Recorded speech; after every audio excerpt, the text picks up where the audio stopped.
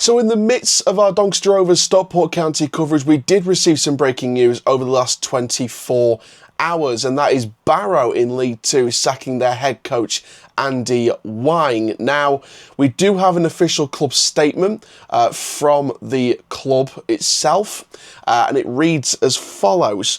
Barrow AFC can confirm the departure of head coach Andy Whing and assistant head coach Craig Peed. Chairman Paul Hornby said, "We've taken the decision to part company with Andy and Craig with immediate effect. This is not a decision we've taken lightly. After careful consideration, we feel our current league position does not reflect the quality and the investment that's been put into the squad that we have assembled. We believe that making a change at this stage of the season gives us the best possible chance to begin climbing up the league table." And it ends, "We would like to place on record our sincere thanks to Andy and Craig for their hard work and commitment, and we wish them nothing but success in their future endeavours." While the club also confirmed that Neil McDonald will assume duties as interim first team head coach. The club itself, the Bluebirds, have not won since the FA Cup game against Spennymoor Town in the 1st of November, and they've not actually won a league match since the 18th of October, as the Bluebirds currently sit 18th in League Two. Now, as we said, Neil McDonald will take charge on an interim basis, and of course their next league game is coming up this weekend away at Gillingham. Well, joining me to discuss this further is Gabriel Sutton, who's a pundit and a writer, mainly to do with the EFL, but overall in football. Gabriel, thank you very much for joining PT Sports this evening. How are you, first of all? I'm great. Thanks for having me on, Aaron. And yeah, good to be here.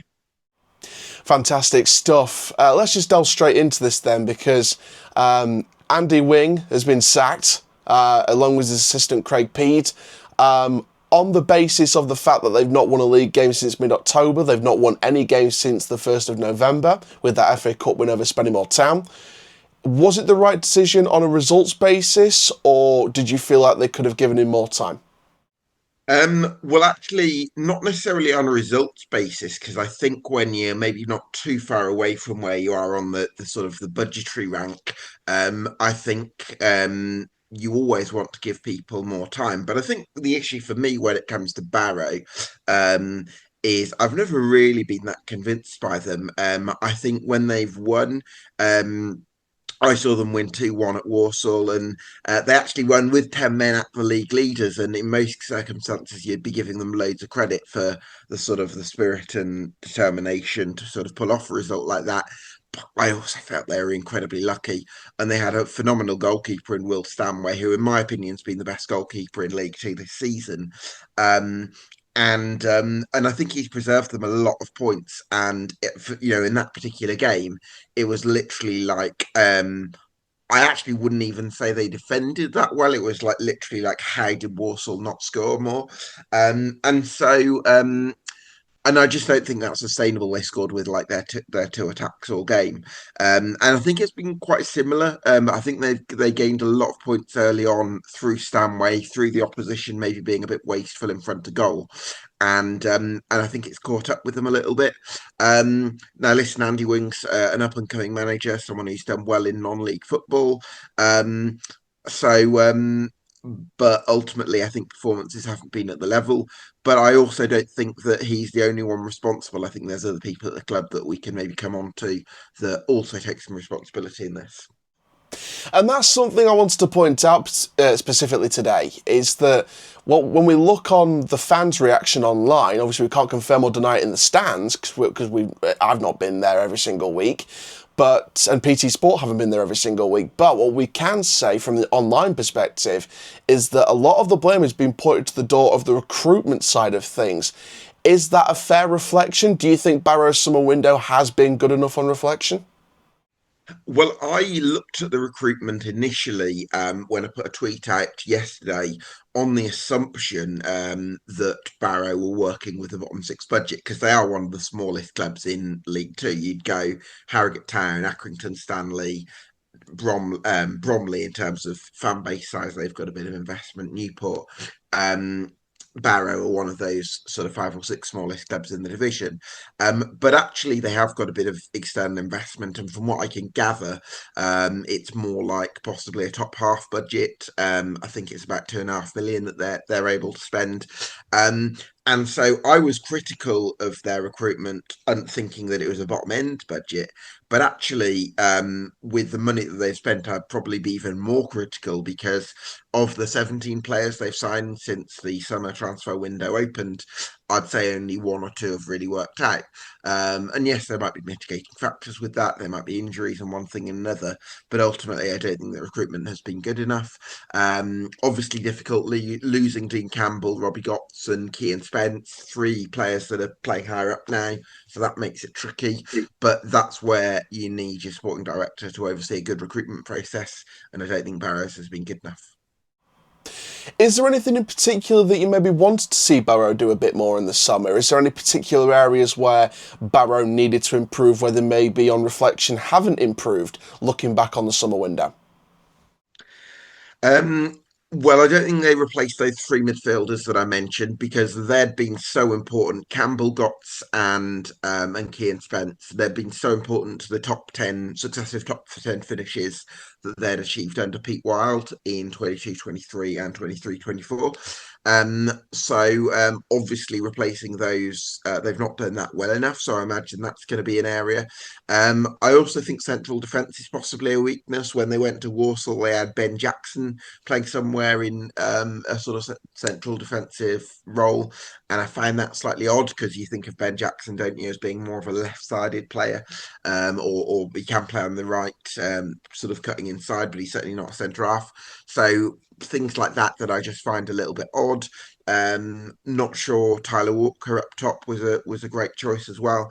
Lots of areas that I'd probably question from Barrow's point of view. So I think they've got a couple of decent players like Conor Mahoney and Ben Whitfield in there. And Will Stanway, who I'm a massive fan of between the sticks. But yeah, I don't think their squad's quite at the level really. So I guess the question now from a Barrow perspective is, where do you go next? Because obviously we know, as we've said, Neil McDonald will take interim first team duties as head coach, especially for the game upcoming this weekend against Gillingham. But in terms of a managerial situation, where do they go from here? Do they go with League Two experience? Do they go with another up-and-coming head coach who plays good football, attacking, free-flowing football? Where do they go from here? It's a great question. I think I think a lot's going to depend on what they want to do with the sporting director model, and whether Ian Wood is going to keep his position beyond the end of this season. But I think, given the internal challenges, my general belief on these things are when you have some challenges internally, you want to go for an experienced manager because they're somebody who's got an understanding of the game and who can be a sort of safe pair of hands. And I think that's what Barry need right now. And then I think when the structure's better, that's more conducive to young managers and talented coaches and up and comers, who might be able to bring something different to it. But for now, I think I'd be looking for experience. And finally, are there any particular names at the moment that you think could stand out for the job? I mean, is there any in the bookies at the moment, or any potential odds at the moment? Or is there any names that maybe aren't in the bookies or the odds that could stand out as a potential candidate? Yeah, so one thing I spoke to Matt Taylor, who managed Exeter City and Rotherham for one of my clients a few weeks ago, and that interview's available on YouTube. And I really like him, so I think he's got a very good managerial style. He's obviously won promotion with Exeter City, managed higher up. Um, so I think he's somebody that I think they could be looking at. Another option is the Altrincham Phil Parkinson, who was had a lot of success in non-league. I suppose from the Barrow fans' point of view, they'd be a little bit concerned maybe about going into the non-league market again for a manager. But Phil Parkinson's done very well at Altrincham over a number of years. And and previously you'd have had to have paid them compensation to get him, whereas now because he's out of work, he is an option. And obviously there's that Manchester link with the fact that Barrow train in Manchester, don't they? So yeah, I think, but again, I think it would be a case of looking for experience. I would possibly consider somebody like Steve Bruce. I believe he's sort of based in and around the Manchester area as well. So yeah, he could be a possible contender perhaps. Absolutely, and we'll see how the search goes for Barrow and sort of where they go from here. In terms of a league finish then, depending on who they appoint for the rest of this season or beyond this season, do you think this season's just going to be a case of just staying in League Two for Barrow and going again next season? Do you think it's a write-off even this early, or do you still think with the right appointment, Barrow can do something a bit like Doncaster Rovers in a couple of seasons, where they were from 21st to 5th in the space of a few months? Is it still too soon to write off a team like Barrow with the right appointment and the right signings in January as well? Yeah, I think Doncaster did that, and we've seen that before. Second half of the season, Bristol Rovers, Bolton. Typically, the teams that do that have a really good squad, and they've just been underperforming in the first half of the season. I don't really see that with Barrow. If anything, they've been quite lucky to get some of their points. So I don't see that. I see them finishing very much in the bottom six. And I think if I'm in Harrogate or Newport's position, I'd be looking up at Barrow and thinking they're a team that we've got a chance of catching. That's fair enough. Gabriel, thank you very, very much for joining us on PT Sport today. Thank you. Cheers, Aaron.